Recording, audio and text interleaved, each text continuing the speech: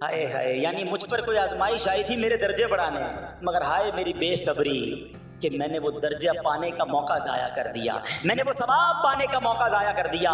خدا را یاد رکھنا، اگر کسی آزمائش سے گزر رہے ہو تب بھی، اور اگر آئندہ کوئی آزمائش آئے، صبر کا دامن نہ چھوڑنا، یہ تصور کر لینا کہ یہ میرے گناہ معاف کرنے کا ذریعہ بن رہا ہے، یہ میرے درجے بڑھانے کا ذریعہ بن رہا ہے۔ اور سنو، جب مصیبت آئے تو پڑھنا کیا ہے؟ رسول اللہ صلی اللہ تعالی علیہ وآلہ وسلم نے فرمایا، جو مصیبت کے وقت انا للہ و انا الیہ راجعون کہتا ہے تو اللہ عز و جل اس کی پریشانی دور فرما دیتا ہے اور اس کے کام کا انجام اچھا فرماتا ہے، اور اسے ایسا بدل عطا فرماتا ہے جس پر وہ راضی ہو جاتا ہے۔ تو یہ پڑھ لیں، لیکن شکوہ نہ کریں، دنیا والوں کو بتانے کی حاجت نہیں۔ اچھا، وہ جو میں بات کر رہا تھا کہ تکلیف سب کو بتانی ہے اور راحت کے بارے میں کسی کو کوئی شکر کرتا ہوا نظر نہیں آتا۔ ایک بار ایک شخص کے سر پر جو ہے نا وہ تکلیف ہوئی نا، سر میں درد ہو گیا، اس نے پٹی باندھی اور گھومنے لگا۔ اس زمانے میں حضرت رابعہ بصریہ رضی اللہ رحمۃ اللہ تعالی علیہ، اللہ کی بہت بڑی ولیاں ہیں، آپ نے اس کو دیکھا کہ کیوں پٹی باندھی ہے؟ وہ کہتا سر میں درد تھا اس لیے پٹی باندھی ہے۔ بات تھوڑی سی باریک ہے، سمجھدار لوگ سمجھیں گے، اس لیے پٹی باندھی ہے کہ سر میں درد تھا۔ اللہ اکبر۔ اس اللہ والی نے پتہ کیا کہا؟ آپ کہتی ہیں کبھی صحت کی پٹی بھی باندھی ہے؟ یہ جملہ ہے بڑا سمجھنے والا ہے، یعنی اللہ نے اتنے دنوں تک صحت میں رکھا تو کسی کو نہیں بتایا، اور تھوڑے دنوں کی تکلیف آئی تو پٹی باندھ کے سب کو بتانے چلا ہے کہ رب نے بیمار کیا ہے۔ ہاں، ہمیں اللہ کریم کی طرف سے آزمائش ہمیشہ تھوڑی آتی ہے۔ اگر اپنی زندگی کا ہم پورا عرصہ کیلکولیٹ کریں نا کہ بھائی ایک 40 سال کا کوئی بندہ ہو گیا تو کتنے دن ہوئے 40 سال میں؟ ٹھیک ہے، ایک بار کبھی بیٹھ کے اکیلے میں حساب کرنا، اتنے ہزار دن میں نے دنیا میں گزارے، کتنے دن بیمار رہا؟ تو شاید چند دن، 100 دن، 50 دن، 200 دن بنیں گے۔ کئی ہزار دنوں میں سے اگر چند دن اللہ نے مجھ پر آزمائش ڈالی تو ہزاروں دن راحت بھی تو ڈالی نا، صحت بھی تو عطا فرمایا۔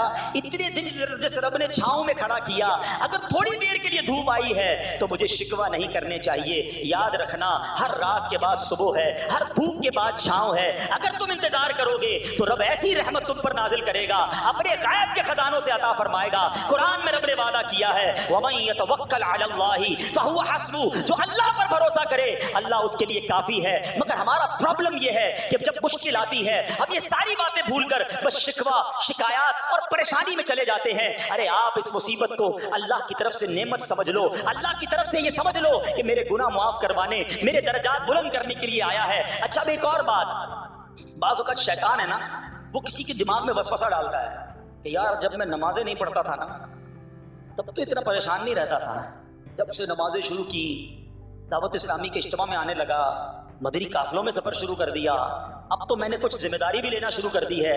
ارے میں نے جب سے امامہ پہنا ہے، یہ داڑھی رکھ لی ہے، میری کوئی اسلامی بہن سن رہی ہے کہ میں بے پردہ گھومتی تھی تو کوئی اتنا ٹینشن نہیں تھا، اب میں نے جناب پردہ کرنا شروع کیا ہے، قرآن پڑھنا شروع کیا ہے تو ٹینشنیں شروع ہو گئی ہیں۔ اب شیطان بعض لوگوں کے ذہنوں میں یہ وسوسہ ڈالتا ہے کہ میں تو دین کے قریب ہو رہا ہوں، اللہ کے قریب ہو رہا ہوں، اور مجھ پر آزمائشیں کیوں آ رہی ہیں؟ سنو سبحان اللہ، اللہ کے حبیب علیہ الصلوۃ والسلام کی کیا شان ہے۔ اعلیٰ حضرت ایسے ہی نہیں کہتے کہ میں نثار تیرے کلام پر ملی یوں تو کس کو زبان نہیں، وہ سخن ہے جس میں سخن نہ ہو، وہ بیان ہے جس کا بیان نہیں۔ میرے آقا نے کم و بیش 1450 سال پہلے یہ مسئلہ سالو کر دیا۔ حضرت سیدنا سعد بن ابو وقاص رضی اللہ تعالیٰ عنہ فرماتے ہیں کہ میں نے عرض کی، یا رسول اللہ صلی اللہ تعالیٰ علیہ وسلم، سب سے زیادہ مصیبتیں کن لوگوں پر؟